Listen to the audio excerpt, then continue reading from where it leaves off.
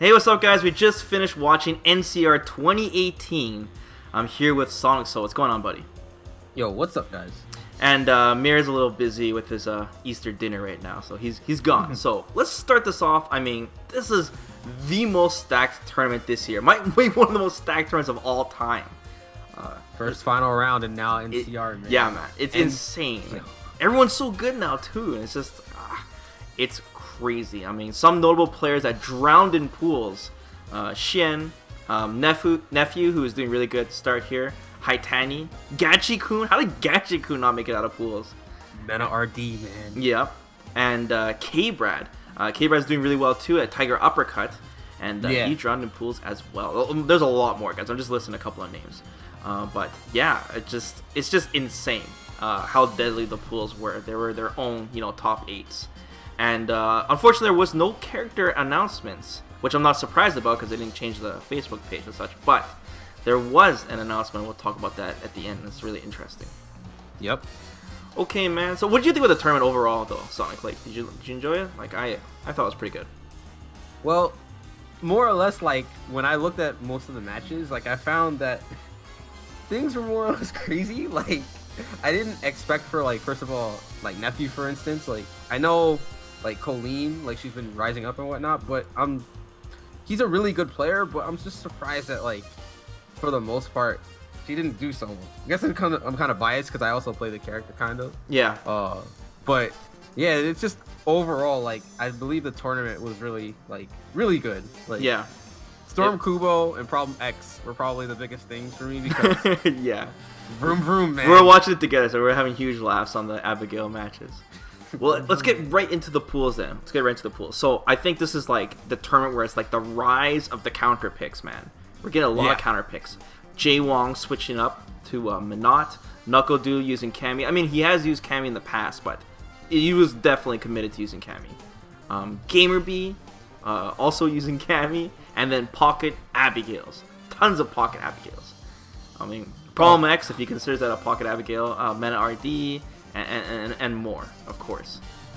So, with that being said, I think that since the game is like 2 years, we're going on our 3rd year now.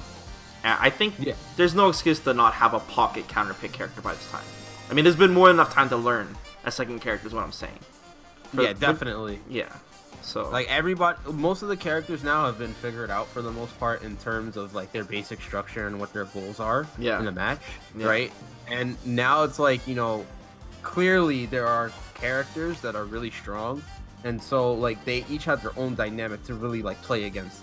Like, so, for instance, again, we'll talk about it later, but Knuckle Doo and Infiltration, for instance, we saw a big change with what Knuckle Doo plays. So we'll talk about that. Yeah, and it's not like the game, like the way these characters are played, have changed that much, even after all these patch notes. No, they haven't. Still fairly played the same way, maybe except for Nash, but yeah. Okay. So starting off in pools, Tokido versus Nephew. You already talked a bit about Nephew. I feel like he's definitely one of the strongest Colleens. I mean, he really understands that V-Trigger too. So I think I agree. If anyone out there who is trying to learn Colleen, definitely watch Nephew. Watch his matches, man, because he really understands that character really well. Unfortunately, he didn't. He was close to closing out with Tokido, but eventually Tokido basically won. So he had some cool setups though. Then we have Bonchan versus Kaiba, man. I mean, I'm just mentioning Bonchan because we both like Bonchan. Yeah, but it was a great match. When I saw that match, I saw the winners first, and I don't think I saw the losers. I don't think it was up, but when I saw winners, Kaiba did put Bonchan in losers, and I know the match was pretty hard. It's a Nash Guile matchup, so yeah. But yeah, they ran it back in losers of the same pool, and Bonchan won. So. Yeah, he got that run back. So yeah, he definitely got that run back. Redemption. So. Okay, we got Knuckle Doo versus Problem X. Wow, that was a close match. So Guile versus Abigail. It came down right to the end. Oh man, it was so close, that match. And then Knuckle Doo, he got up and put his hand to his chest and he just gasped. It was so intense. One stand fierce, dog, and it's over. One stand fierce, man. Knuckle Doo was, he's so scared. Abigail's so hilarious, man. Just you get hit once you die. That was a great match. But Knuckle Doo closed it out, man. Good patience. And then we have Infiltration versus Knuckle Doo. which was a very interesting match because this was one of the big upsets too, was that NuckleDu picked Cammy instead of Guile, and I'm sure he's well aware that it seems that Minot, it's a good matchup for Minot versus Guile. Of course, because of the reflect. Yeah, and, the reflect and the ball is more manageable now this season. Yeah, and most people thought that NuckleDu would have picked Mika, right? That's true. But yeah. I guess, he decided to pick Cammy just because she seems to be pretty strong for the most part, which we'll talk about. Yeah, NuckleDu picked Cammy. She's a pretty good character. Puts infiltration in losers, so he had some put him in like hard times. You know what I mean? Give him the struggle at the beginning. Then we got Jaewong versus Daigo. I was very surprised by this match. Jaewong using Minot, trying to counterpick him.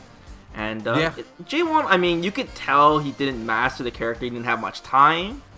The V-Trigger 1 confirms and stuff, like the combos. Yeah. Like, and some of the subs, he didn't really have it fully down.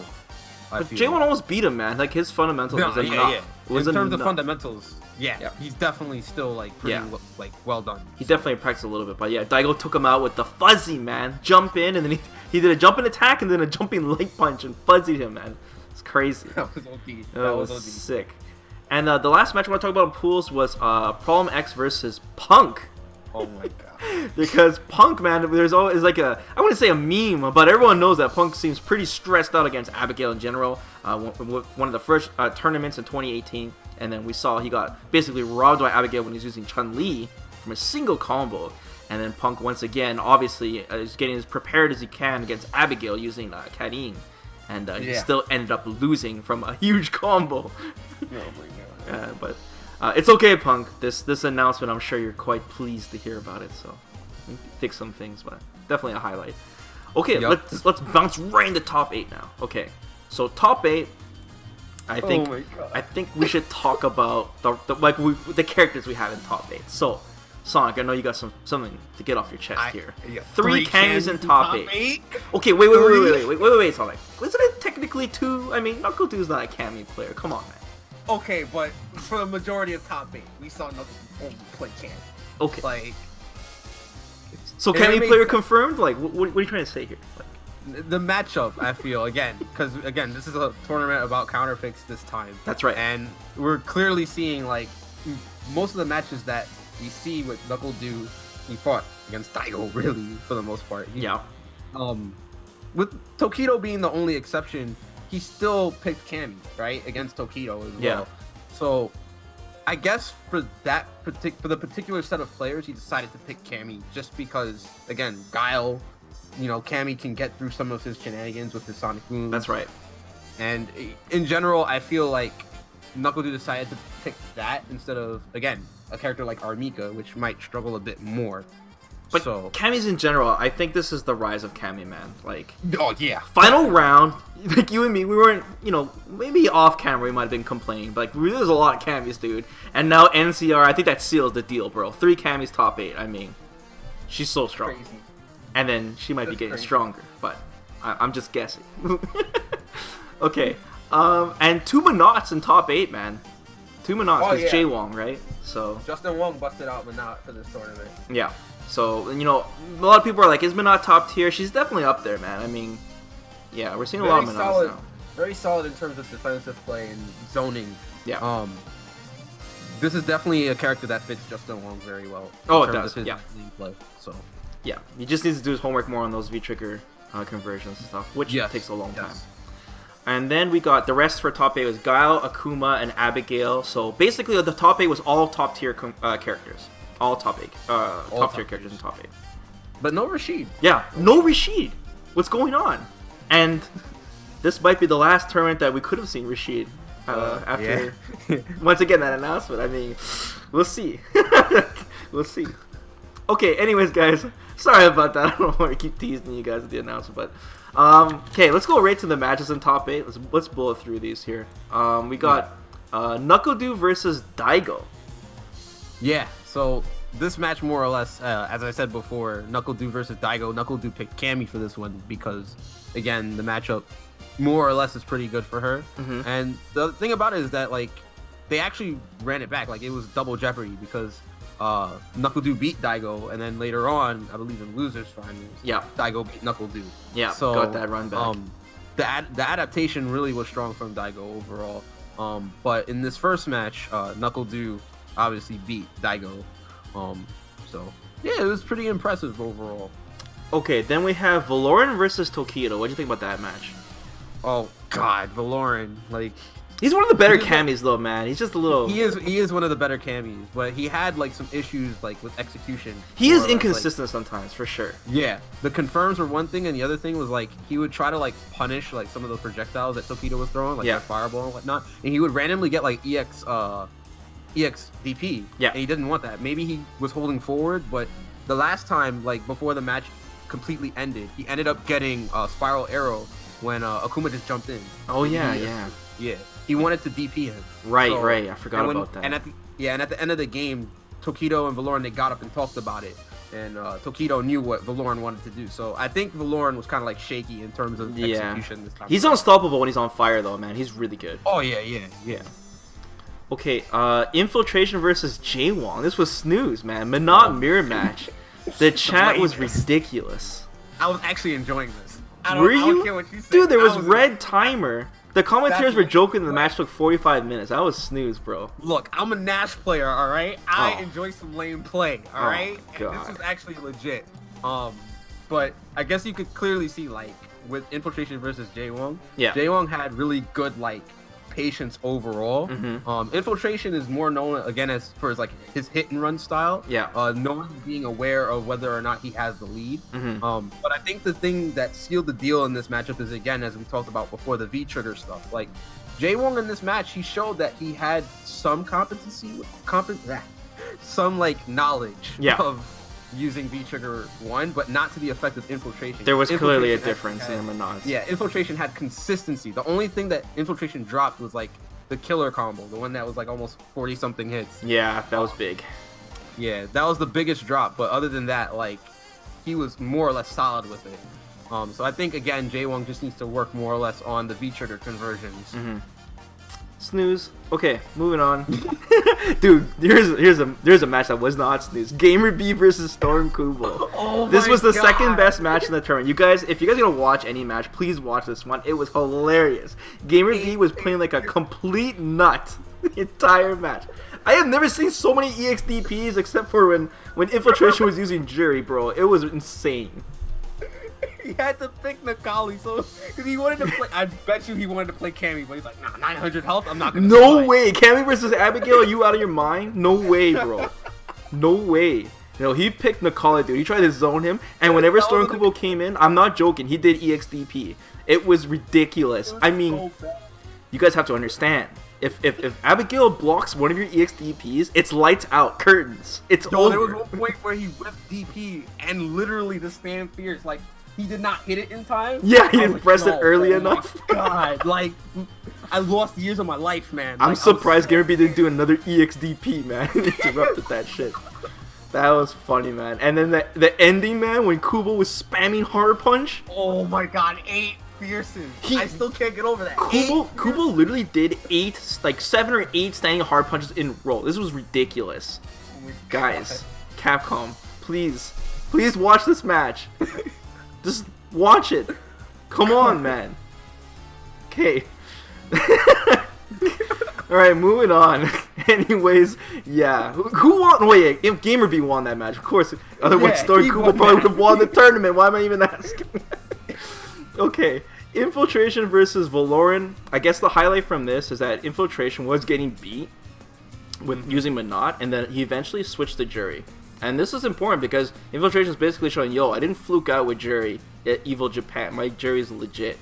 And Infiltration closed it out, man. But Valoran did have some drops, like you mentioned before. He did have drops. That was one thing. One interaction to note was that when Infiltration switched to Jury, Valoran had like a big smile on his face. Yeah. Because he felt as though like Infiltration was trying to escape and try to go to a character that had like more options on defense. Yeah. But actually, that was not the case. Infiltration was still sticking to his hit and run playstyle. Whenever he had the advantage, he would just let Valoran kill himself. He wasn't ready, man. That was a tactic that he does a lot. Yeah, he was confident, but yeah, he didn't realize how good Infiltration's Jury is.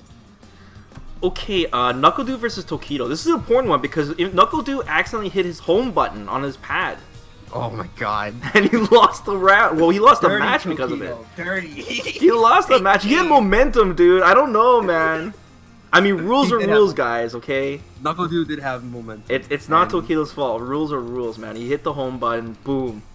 And it was close still, though, man. It was a close match. And Tokido did that sick side switch combo. Oh, Wake yeah, up EX Demon Flip. That's not legit, by the way. Wake up EX Demon Flip is not legit. Maybe the beats throws or something stupid. And then he did a dash forward side switch into EXDP back in the corner. What is with Tokido in doing side switch combos, man? I don't know. You love him. Oh, I love him, dude. I get hyped when I see it. That was Put him back in the corner. Yeah. Infiltration versus Daigo. Oh my god. I guess it's worth knowing that this is a match that Infiltration smoked Daigo in Evil Japan. And it's a bad matchup for Guile, yet Daigo still won. So that's great. That means Daigo, like, after that whole Tokido thing, or after, I guess, final round, Daigo had time to do his homework and focus on that Minot matchup. Yeah, that was good. That was good by him. Mm-hmm. And then the grand final, man. Grand final. Oh, man. So this was one of the biggest runbacks ever. Daigo versus Tokido. And I guess it's worth knowing, too, Daigo, man. I mean, this is a major. Daigo, when is the last time you won a major, man? This is big. God, this is like, 3 years. A major CPT tournament, guys. A major.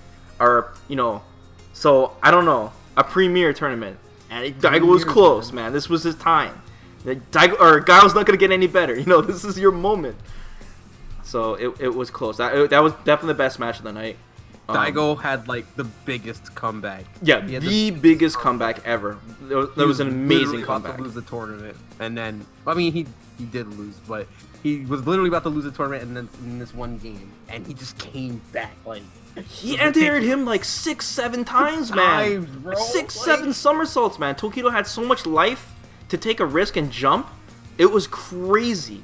It was crazy. Such a good comeback. One thing to also note, by the way, is Tokido, unlike the first to 10 match where he used V-Trigger 2, in this one he used V-Trigger 1. That was the adjustment, man. When I was talking about that before with Mirror, I'm like, why do you not use V-Trigger 1? But he did this time. And I mentioned V-Trigger 1 because you get the hard knockdown from the DP, but I don't think that's why it was better. I think Tokido just changed the way he used it. When he did the air fireballs against Guile, he didn't jump in with it. He just did a neutral jump to keep him in the corner. Or TK. Neutral jump or TK. Yeah, just because the flash kicks were beating it, right? And so Tokido just spaced them smarter in general. So that was good. I honestly think Tokido's going to stick with V-Trigger 1 for now on now. I think he did all he could with V-Trigger 2. Yeah, it was really good in the Fireball War as well.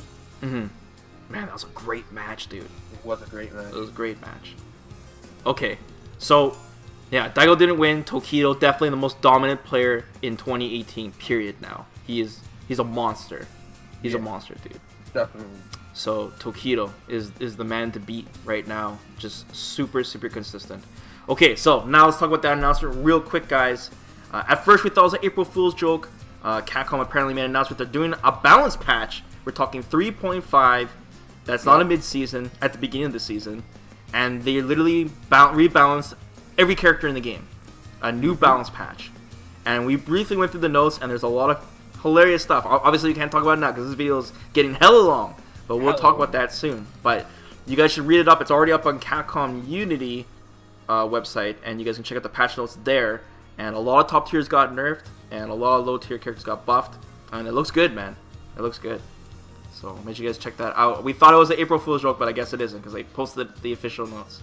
So super hyped about that. Blanca buffs, boys. Blanca buffs. Blanca buffs.